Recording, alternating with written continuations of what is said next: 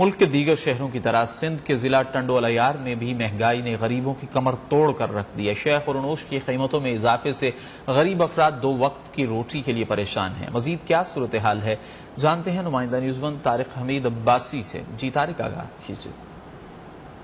जिला टंडोलायार में महंगाई की बात की जाए तो मुल्क के दीगर शहरों की तरह जिला टंडोलायार में भी महंगाई का चिन्ह है जो बेहतर से बाहर आ चुका है। मैं आपको बताऊं कि टंडोलायार में गरीब आदमी जो सब्जियां खाने वाली रोजमर्रा की जो चीजें हैं वो खाने से महरूम हो चुका है। मैं आपको बताऊं कि आलू, प्याज, लहसुन जिस चीज का हाथ लगाए वो आसमान से बातें कर रही है।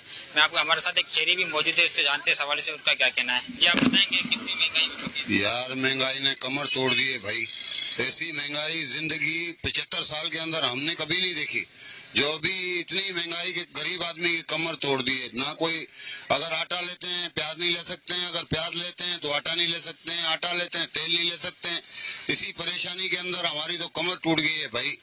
शहरी के बात सुनी थी, शहरी का ये कह रहा है हमारी 75 साल में हमने इतनी महंगाई नहीं देखी जो इस 4 महीने के अंदर महंगाई की हुई है। हम कहते हैं जो आला हुकूमत से फौरी तौर पर अपील करते हैं जो महंगाई की दलदल में। जी बहुत शुक्रिया, आपने तफसीलात से आगाह किया।